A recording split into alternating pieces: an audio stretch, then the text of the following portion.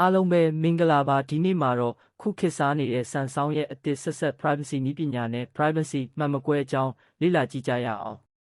ဘေးကလူခိုးကြည့်မှာဆိုလို့ privacy မှန်ကတ်ထားပေမဲ့ screen ကြည်ကြည်လင်လင်မမြင်ရလို့စိတ်ညစ်နေပါသလားအခု Samsung ကထွက်ထားတဲ့ privacy display ကတာမန်မှန်ကတ်တွေနဲ့ဘာကွာသလဲဘယ်ဟာကပိုလန်းလဲဆိုတာပြောပြပေးမယ်နော် The privacy မှန်ကတ် privacy screen protector ဆိုတာဘာလဲတာမန်မှန်ကတ်တွေက macro love နည်းပညာကိုသုံးပါတယ်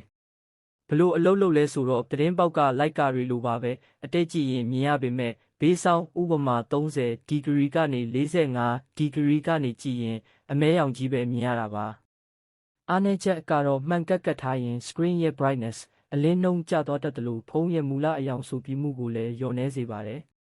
ပြီးတော့ fingerprint sensor အလုပ်လုပ်တာနည်းနည်းနေသွားတတ်ပါတယ်ဟုတ်ညီမရေဆက်ရှင်းပြပါအောင်ဟုတ်ကဲ့ပါအကိုရေဆက်ပြီးရှင်းပြရမယ်ဆိုရင်တော့ Samsung Privacy Display Software Hardware Integration အကြောင်းလေးနဲ့ဆက်လိုက်ရအောင်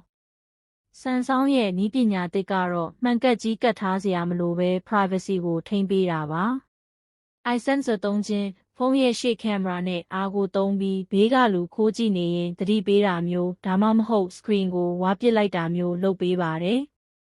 Hardware layer အသစ်ထွက်တဲ့ screen တွေမှာ viewing angle ကို software နဲ့ထိန်းချုပ်နိုင်တဲ့ layer ပါဝင်လာပြီး privacy mode ဖွင့်လိုက်မှဘေးကလူမမြင်အောင်လုပ်ပေးတာပါ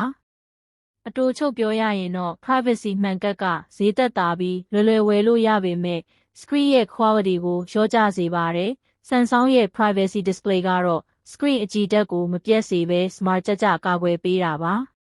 မိမိရဲ့ data တွေကိုလုံခြုံစေခြင်းပေမဲ့ screen အကြည်ဓာတ်ကိုမစွန့်လွတ်နိုင်ဘူးဆိုရင်တော့ Samsung ရဲ့ privacy display နည်းပညာကအကောင်းဆုံးပါပဲလို့ညီမအနေနဲ့သုံးသပ်မိပါတယ်ကျေးဇူးတင်ပါတယ်ရှင်